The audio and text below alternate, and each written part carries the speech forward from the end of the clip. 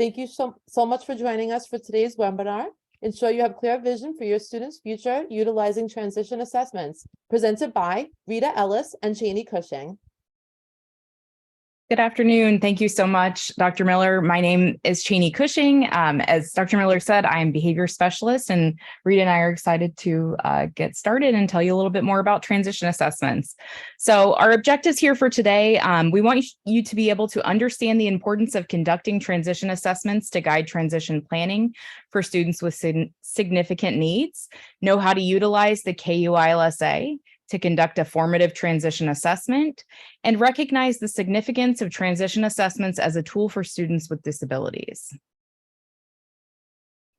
So when we were looking at transition assessments as a project, we've been tasked, of course, with working with students with in transition age, and we wanted to look at what IDEA says about transition assessments. And so the first thing is that they're age appropriate. So we wanted to make sure that it was something that was appropriate for students. At the time, it was 14 to 22, but as we all know now, that age has been lowered. So we want to make sure that it's age appropriate for all of our students in transition. We want to make sure that it identifies students' strengths and transition needs. So we incorporated that as well. Present levels of performance in a variety of areas. And lastly, it assists in writing measurable post-secondary goals. So we're hopeful that the transition assessments that we share with you today incorporate all of those things for you as you utilize them. So several places that you can go for more resources on transition assessments is, of course, the Project 10 website. They have awesome information there, all things transition. But there's also another one called transitionista.org that you can go to as well. Now with, they have a wealth of information. You will have to create a login for them, but it is free. So you can, and you'll be able to get this presentation and it'll have all of these links in it.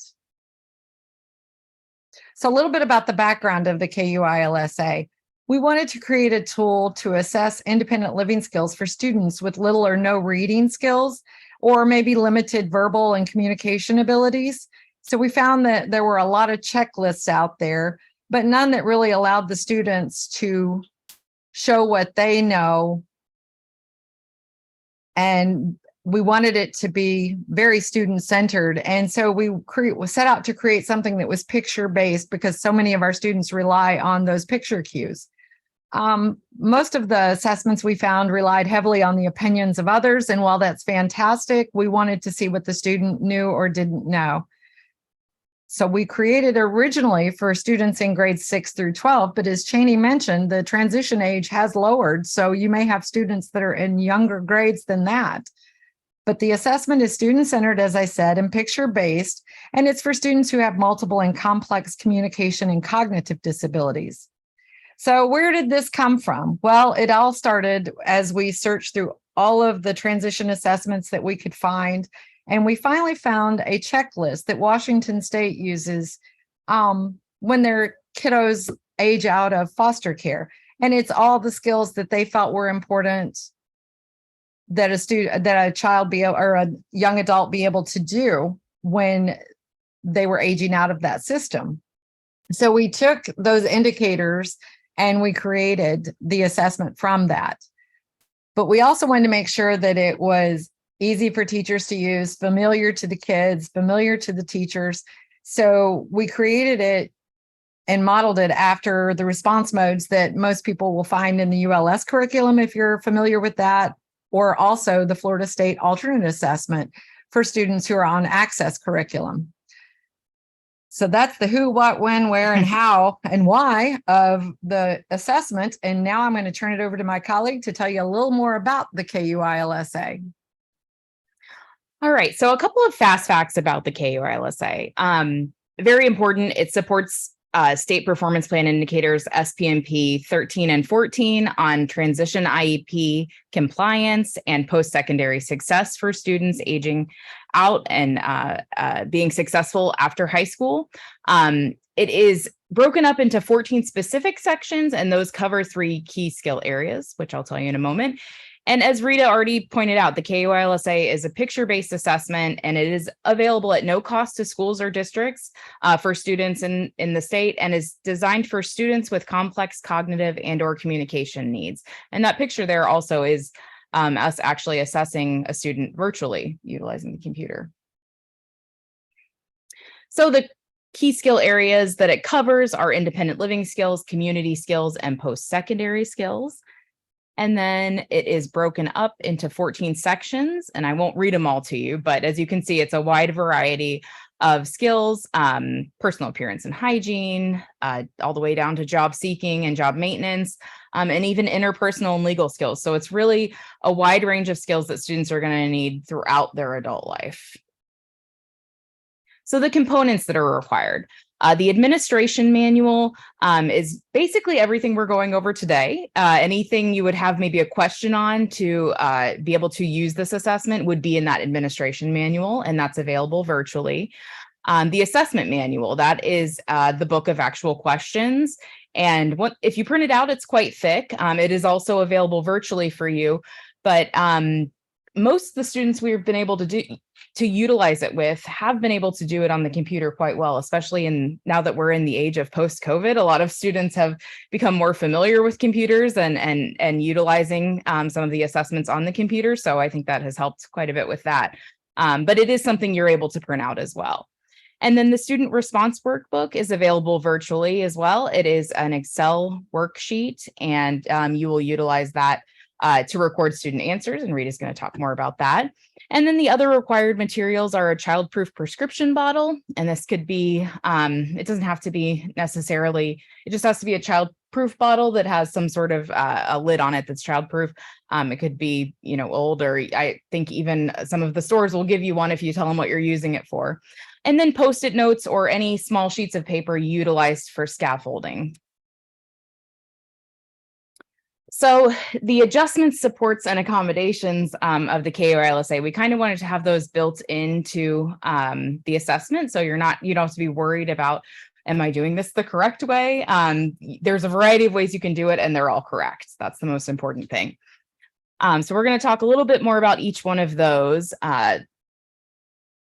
For student responses, so it very much depends on what your students' typical daily response mode is.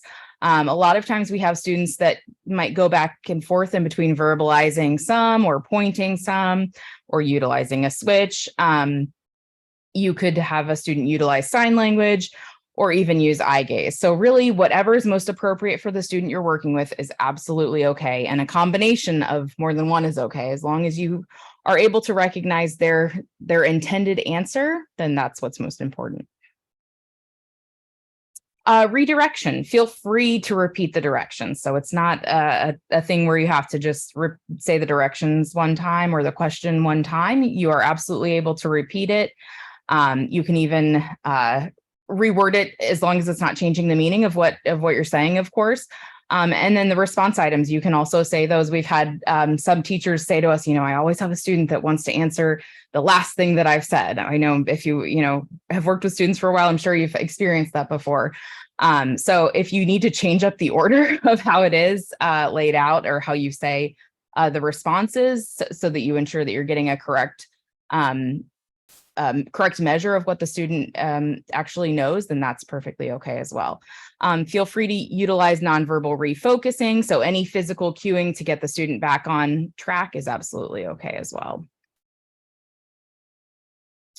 Reinforcement. So the biggest thing here is we want to try not to give the student an idea of whether or not they are correct in their answer. It's hard to do, and it is okay if you do it, but we just like to ask, try not to give them the specific praise of great, that's the right answer.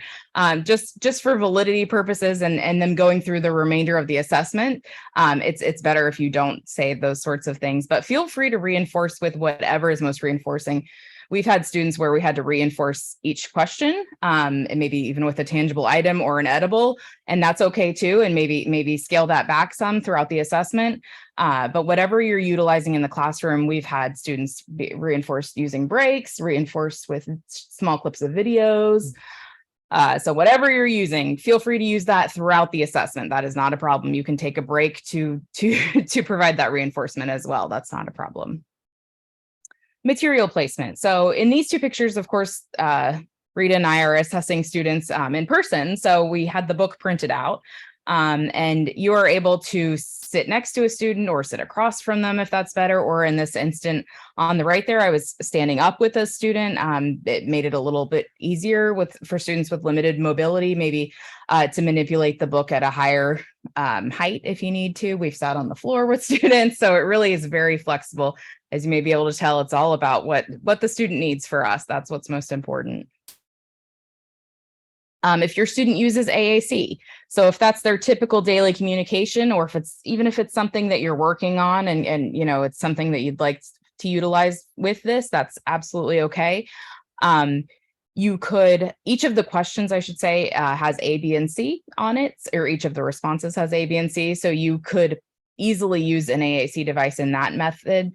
If you maybe wanted to work on some of the vocabulary that is in the assessment, you could prepare the device ahead of time and put some of that vocabulary in, so they actually had some of the responses in there as well. If that is something you wanted to work on, it may take a little bit more preparation, but if that's something that you're interested in doing with your student, then by all means do that.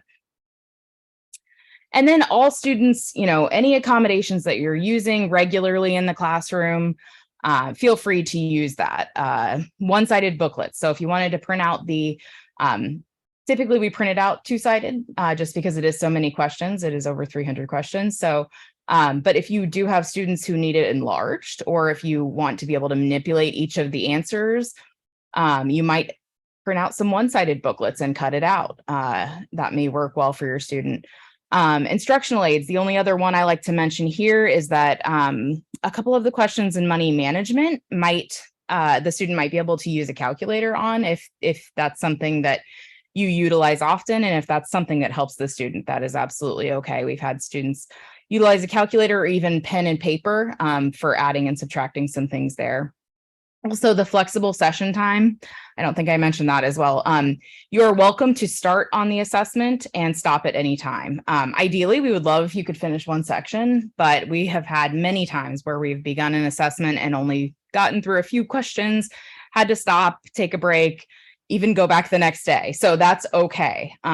You can take breaks whenever you need to, and we want it to be meaningful for the student. So if taking a break is necessary for it to be the most accurate representation of what they know, that's fine. And then any additional accommodations you're using, students with hearing impairments, if you need to utilize sign language, or students with visual impairments utilize Braille, feel free to modify or accommodate in those ways. If you have students who have English as a second language and it's not working to use this assessment in English, and you need to utilize a translator or translate some of the questions and answers, that is perfectly okay as well. And then just to give you an idea, I know we've already now been talking about this for several minutes. This is an example of a question on the assessment. So this is from category B, which is food management. And the question says, which of these do you need to do before preparing and eating food? And each question is designed just like this. Each page looks just like this, where there is one question or prompt above, and then there are 3 response items, and they are all A, B, and C, and there's a picture attached to each one. So then we get into scaffolding and scoring. So if you ask the student the question, the prompt, and they reply correctly on the first attempt, then they get a 3. And so you would just type a 3 into your score box. If they answer incorrectly on the first attempt, then you're going to cover up that incorrect choice they gave you. And that leaves those 2 remaining options. And you're going to ask them again and have them answer you. If they get it correct that time, then they get the 2. And if they answer incorrectly on the second attempt, then you're going to do what's called errorless choice. You're going to cover up that second incorrect answer, leaving only one correct answer. And if they then point or indicate the correct answer, you would then put a 1. We have a 0 on here, but I can tell you if the student refuses to answer, or you're not getting any response at all from the student, then I would stop the assessment and come back to it later. because we do want it to be meaningful for what the students' answers are going to be. And when you open the Excel file, the student response workbook, this is what you see basically. This is the opening screen. And if you clicked on step 1, it would take you to quick instructions. And those are just simple quick instructions about the workbook itself. And step 2, which is highlighted, is the demographics. And we're going to look at that next. Oh, and I forgot to mention, when you first get the Excel file, I would create a copy of it and store it somewhere so that it stays safe, because you can only use a workbook for one student. So you're going to need to rename the workbook for each student that you do assess. So in the student response workbook, if you click on the demographics page, then you're going to see something that's very similar to this. I have it split into 2 so that I can get it on the screen a little bigger, but it would be just one Excel file that you would see, or worksheet. And the areas that are highlighted in red, those are areas that are important to us in our research of the validity of this assessment and how this tool is used. So county is one of them, but also school, assessment administrator name or email, student name or number if you're using numbers, the teacher or the case manager's name. You would see age or date of birth, grade, gender, primary exceptionality, secondary exceptionality, race, response mode, and then accommodations if needed. And the areas that are highlighted in red, those are the areas that we ask that you leave in the workbook, because when we share this with you, we ask that when you do assess a student, that you email a copy of the workbook back to us. Now you can remove the student's name, the school name, those types of things, so that we don't have that type of identifying information, but the rest of it is great for us for research. And when you type into these fields, they're going to populate automatically throughout the whole workbook. So the column on your left that has student name, grade, date of birth, all of that is going to populate throughout the workbook anywhere that field appears. And then the only ones that don't populate automatically are the date of the assessment and the individual student response scores. And that's because the date of the assessment, you may start an assessment today, but only get through part of a section. So you need to be able to indicate that not only did you start it today, but you finished it tomorrow, type of thing. So that field is open for you to type into. And then of course, the individual student responses. So the next section are the individual assessment areas. So step 3 has A through N, and those are all the different sections that are listed on the right there. Those are the 14 sections. I think we've lost M and N off our screen, but the 14 sections of the actual assessment. So if I started today and got through E, and then I opened it back up tomorrow and I wanted to start on F, I could just click on F and it would take me to that section. And this is what a typical worksheet looks like when you get to it. So this one is for category A, which is money management and consumer awareness. So the areas that are grayed in, those are the areas that you're going to have to actually physically type something into. The areas that are not grayed in, those appear automatically.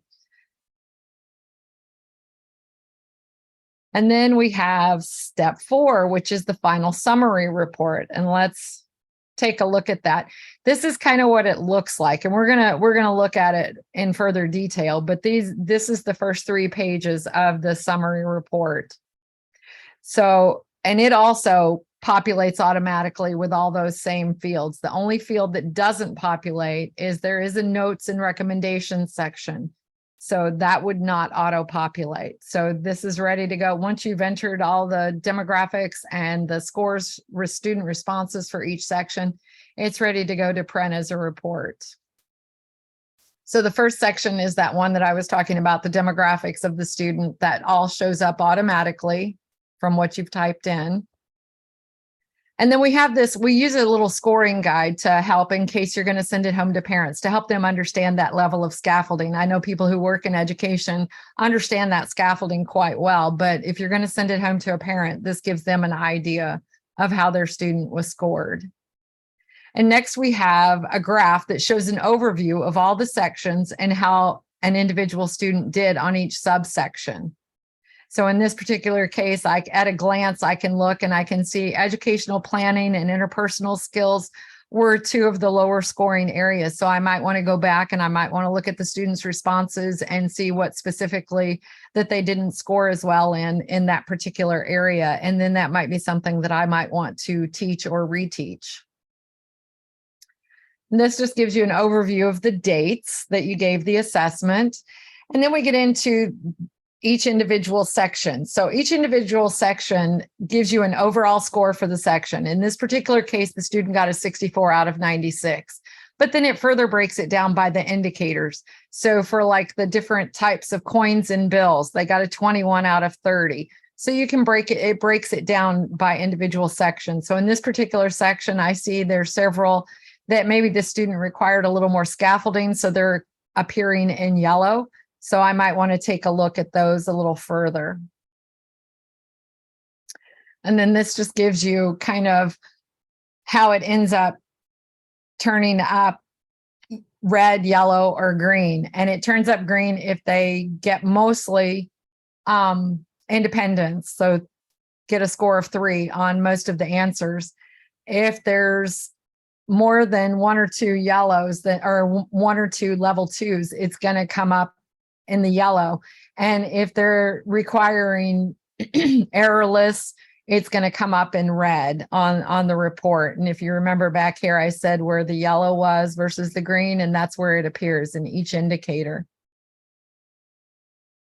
And then we have one final section, step 5, which is the reflection survey. And this is really important to us because we really need to know how the person giving this assessment feels about it, whether, and so there's 10 questions. It's strictly self-evaluation of how you felt about it. There are no right or wrong answers. It's just how you felt. And it really helps us out. So we'll take a quick look at that too. So in this one, you see the grade in areas again. Those are areas that we ask you to fill in. School is optional, but each one has a drop-down window. You can see in the red circle there, it's got a drop-down, and there's only 10 questions, pretty easy to do. And then there's a comment field at the bottom if you have any other comments that aren't covered by one of the questions. So if you're assessing 10 students, we don't ask you to do this 10 times. We would ask you, once you get all 10 students assessed, then on the last one, maybe you would go in and you would fill this out before you send it back to us. So now I think we are going to take a quick look at what it looks like to use this assessment. Hopefully our sound is on okay and you guys are able to hear. All right, let's take a look at this coin here. Do you think it's 25 cents, 10 cents, or 5 cents?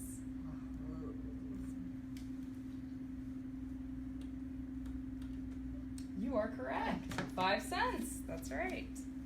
All right, ready for the next one? All right. This coin here, is it worth 5 cents, 10 cents, or 25 cents?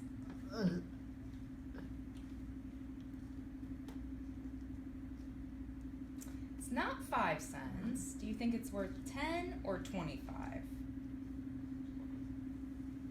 Not 10. You're having a tough time getting over to that side. Is it that side? Yeah. Okay. Is it better if I stand? No. I mean, I know. I can see what you were going for. sometimes it's hard on that. Sometimes On it'll take you a couple of tries to get all the way all the way over. Okay. I might. I'm just All right. Hang on. Uh-oh. All right, we're gonna look at bills now. Okay. Sound good? Okay. Having a little This trouble. bill here, Mhm. do you think that's worth $1, $10, or $100?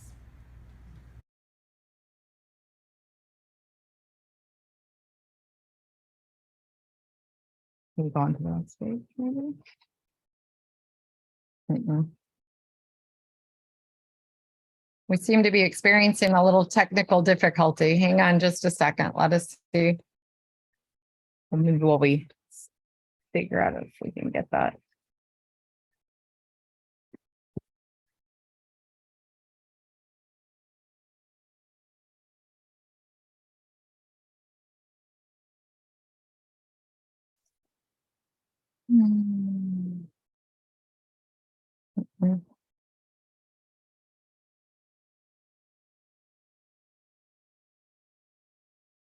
Are you still hearing the feedback on that? On your end?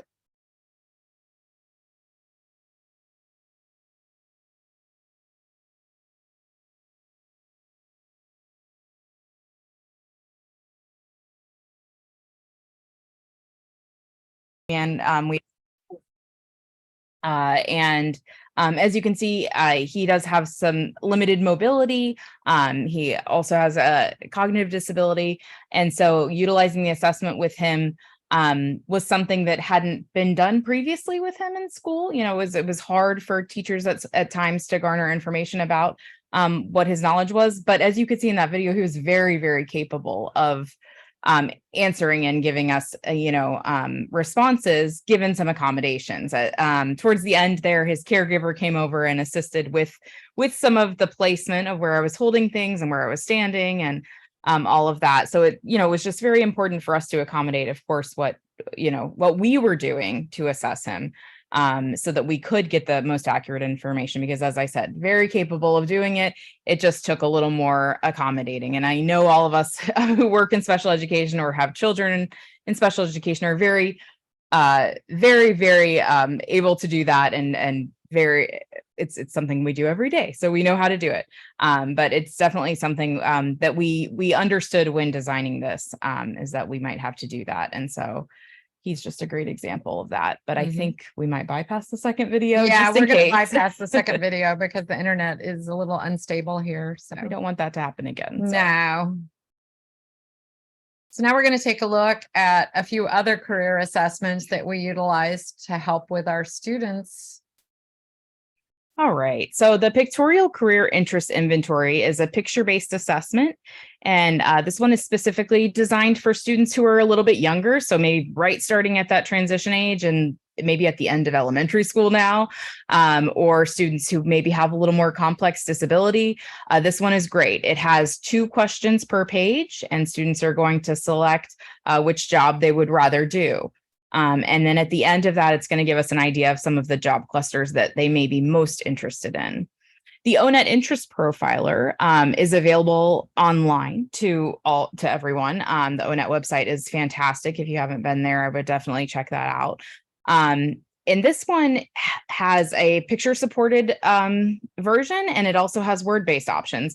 ONET has made all of their assessments available to be accommodated or modified in any way that you see fit. They're very clear about that you can utilize it how it's best for whoever is using it. So that's great. We were able to add some pictures to it, and it's 60 questions long. So students look at a single picture of a job and tell us if it's something they would enjoy doing or if they would not enjoy doing it.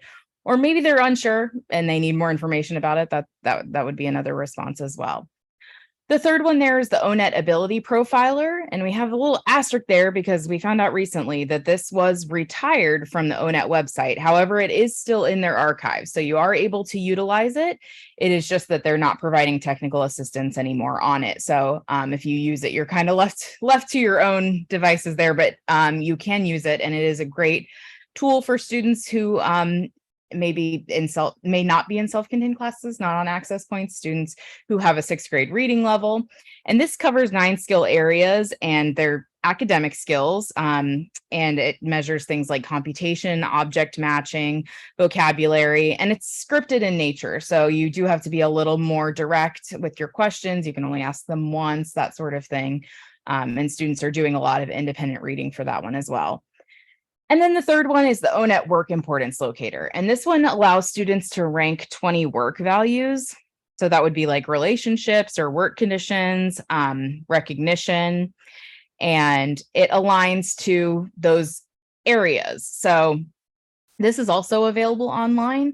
There is a great link on ONET that takes you to Career One Stop. and you can do it all. Students are able to just rank each of the values and put them into most important to least important. And then it gives you a great summary. You also can print it out through the ONET website and cut it out. It's like a single page, but then it has 20 little cards that have each of the work values on it. And then they actually manipulate the cards and place them in the correct place for their own work value. So depending on your student, you could utilize either one of those. So here's just a picture of the Pictorial Career Interest, and this slide has actually 4 pages from the PCI on it. So in that upper left-hand corner, we have a picture of someone cutting a tree outside, trimming a tree, or they are doing some plumbing on the other picture there. So you may ask the student, you may talk about, one is outside, one is inside, you're utilizing this sort of tool with this one and another type of tool with that one. And have the student select which one they would rather do. And I did want to mention too, we've had students in the past that have had trouble with answering from a field of 2. It's just too distracting, or it's not, they're not able to select yet. So with those students, what we've done is sometimes take just a single picture and take some data on how long maybe they're looking at that picture versus the next picture, or, are they showing more interest? Are they grabbing towards that picture? Are they showing eye contact with that picture? And really just look at how much they're able to interact with each picture and take some data on that. And that would also give you an idea of which job clusters they would be most interested in. And then here's just the scoring sheet on the upper left side. There's the scoring sheet where you would mark off tallies for each one that they're interested in. And the final sheet there on the bottom is potential jobs within the job clusters. The next one we wanted to show you was the ONET Career Interest one that we have adapted to have pictures on it, because we found that a lot of students, as we were asking them about the different career choices, they didn't know what it looked like to lay brick or tile. So we were spending a lot of time explaining it to them, which is fine, but a picture says 1,000 words. And if they can look at that picture and you ask them, do you think you would like to do something like that? Then they can give you the answer of like, dislike, or maybe I want to know more about it. And one of the things we found on ONET's research, because their site has a 5-choice response for students, was that there was no significant difference between the 5-choice option and the 3-choice option. So since our students, a lot of them are used to dealing with 3 choices to choose from, we thought that it would be best to keep it in a format that they are familiar with. So we kept it with the 3-choice options. But these show you a variety of different pages that we would show a student from the interest profiler. And then, of course, we have our summary report examples. If we do the ONET assessments for you, then these are the reports that we give you. And we, as Dr. Miller said, we serve 8 different counties. And if you fall within one of those counties, then one of us can come out and help you assess your students. So these are the types of reports that you would get. And the one on the left is the ability profiler. The middle is the work importance. And then on the right is the interest profiler. And then the final slide here about the assessments is just a little comparison of each assessment. So you can take a look at a glance. If you're looking for present levels for a student, you might look at the KUILSA or the ability profiler. If you're looking for suggested goals, the KUILSA would be great. But if you're more interested in, interests and career interests, then some of the others might be a good idea for you. So you can just, save that slide there. If you ever have a question about needing an assessment on something specific, you can take a look there. So we hope, even despite our glitches with the video, that you are able to now understand the importance of conducting transition assessments to guide transition planning for students with significant needs. We hope that you're able to know how to utilize the KUILSA to conduct a formative transition assessment and recognize the significance of transition assessments as a tool for students with disabilities. And at this time, are there any questions? feel free to use the chat. Yep, you can use the chat or Or you the can use Q&A. the Q&A box as well, either one.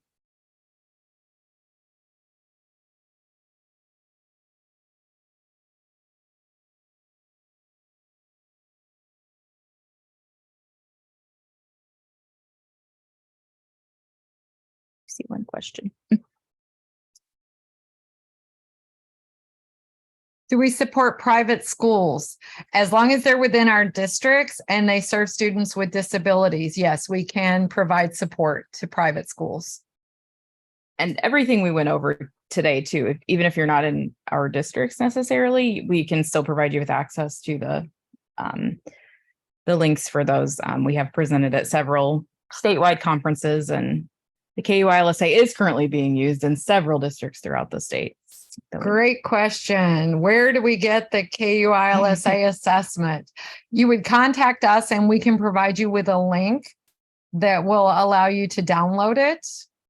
And we have a slide coming up with our contact information. If you downloaded the presentation, you'll have that slide already, I believe, in your presentation that you download. yes.